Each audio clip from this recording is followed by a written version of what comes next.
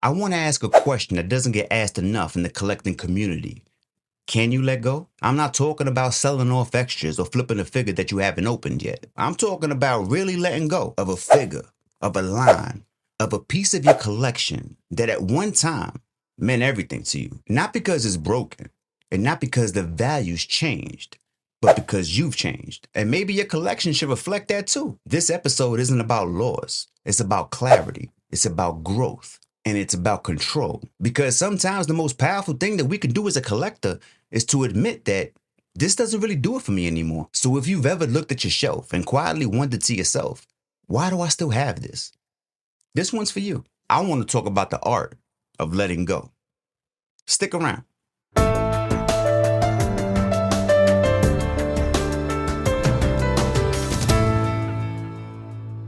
The illusion of forever. Whenever we first start collecting, we really don't think about the end. We kind of feel like these figures are going to be with us forever. That Marvel legend, that Transformer, that statue on the top shelf, they start to feel like permanent pieces of who we are, like extensions of our identity. But here's the truth.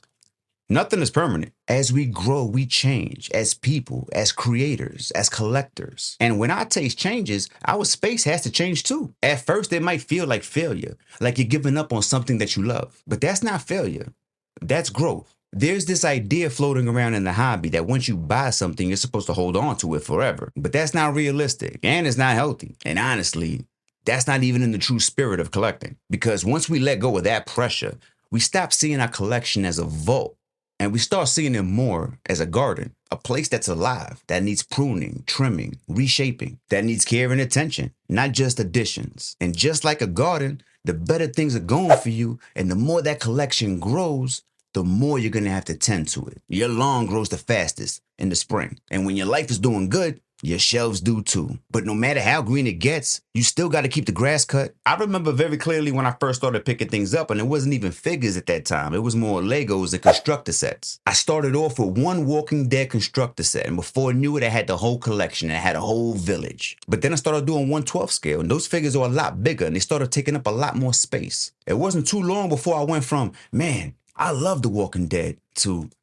damn, The Walking Dead is holding me back. It's not that I don't still love them and want them, because I do. But it's very similar to getting a new pair of white sneakers. They shine the brightest as soon as you take them out the box. But every single day after that, they lose just a little bit of luster. You're going to want to wear different pairs on different days. And after a while, your collection is going to start to feel the same way. And there's nothing wrong with that. Just like those sneakers that we put in the closet, we can come back to those if you want to. But right now, I just feel like I want to rock something else. The power of letting go. I'll keep it 100. Letting go doesn't always feel good at first. A lot of the times it feels like betrayal. I spent money on this. I waited for my pre-order. This figure is rare. What if I want it again? Those feelings are all valid, and those are the thoughts that cross our minds as collectors. Sometimes just the trouble of getting a figure is enough to make you want to hold on to it. But you know what else it could feel like?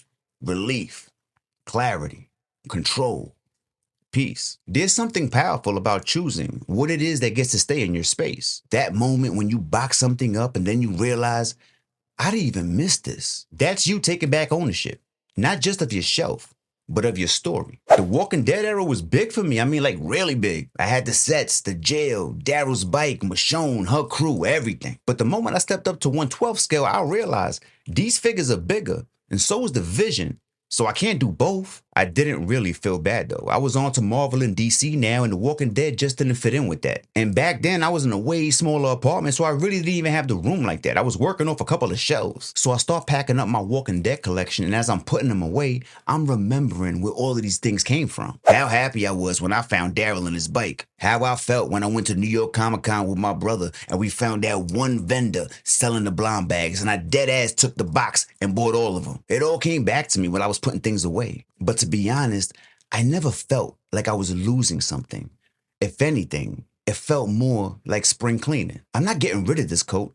I just don't need it right now. I'll be back for this in a few months. A lot of the times we don't have to look at things so permanent. A lot of things in life are seasonal, and a lot of those things are way more important than just figures. People take on jobs just for the meantime until they find something better that suits them. Some people go on diets to make a weight goal that they have. Doesn't mean that it's forever, but right now, I just need to make some changes. How many of us guys have slid off with a chick that we really wasn't feeling just because it was getting a little late. I remember very clearly from my single days, the later it got, the more flexible I will become. And that's because we're not married to this. And if we are married, it's to the culture, it's to the community. We're not married to the figure itself. Besides the ones that hold special meaning to you, most of them are going to come and go.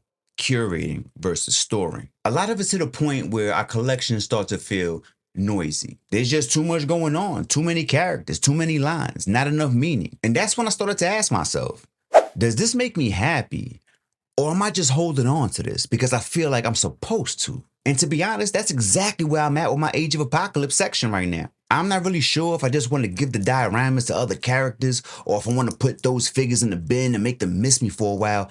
But right now, something's not right. First off, I feel obligated to keep them there because those are my first ever dioramas. And I made those for my Age of Apocalypse section, so I kind of feel like that's reserved for them. So there's that. But at the same time, I saw when they released the Age of Apocalypse Gambit, and I don't know. I just don't want to pick it up. I know I need it for my Age of Apocalypse section, and I know it's just the one figure, but still, it's not there. I have yet to throw that in my cart, and that's because my passion for that section is fading. But there's nothing wrong with that.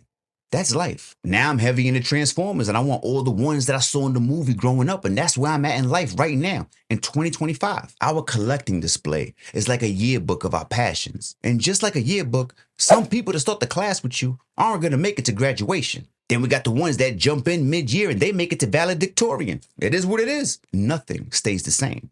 Look at pictures of you from 10 years ago. You ain't looking the same as you did 10 years ago, and you probably ain't dressing the same either. You've moved on. And your collection wants to move on too. Curating means getting intentional. That means prioritizing what moves you, what speaks to you, what fits the world that you're building. If it doesn't, we let it go. Impermanence isn't the enemy. We live in a culture that says more is better, but I'm learning that less, when done with intention, is actually more. It's not about having less figures. It's about having more connections with the ones that you do keep. Impermanence doesn't mean failure. It means you're alive. You're paying attention to who you are now, not just who you were when you bought that figure 6 years ago. And that's actually how I feel whenever I'm digging out a crate or a bin and I'm pulling out a figure that I completely forgot about. Sometimes I even forget that I have things because it's been so long since I've laid eyes on it. That happens. But as I'm pulling that out, whatever it is, I get a wave of memories that bring me back, and I kind of feel like every box or every bin is kind of like a time capsule. Even if it's something small like, yo, they don't make them like this no more. That's something right there. Letting go of something isn't a loss. It's more of an alignment. We're just making room for what actually matters for us. Today, my own collection.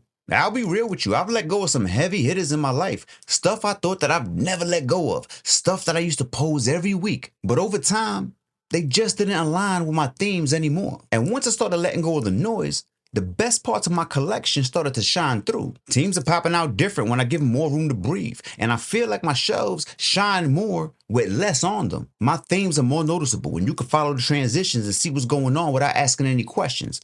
That wasn't always the case. I've seen people with collections way bigger than mine that I do not envy. And I think it all comes down to style. I've stopped cramming figures in just because they have to fit in my themes. If I don't know where he's going to go when I have him in my hand, then I'm probably not going to pick him up. I never think of it as shrinking my collection.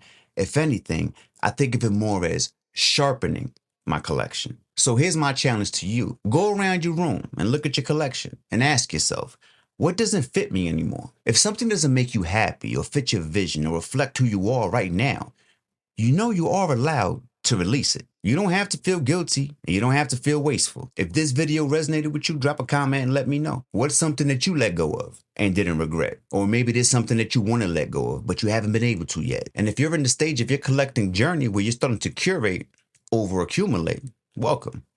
Space isn't the enemy. Clutter is. Remember, it's not about what you buy. It's about what you keep on purpose. Until next time. Peace.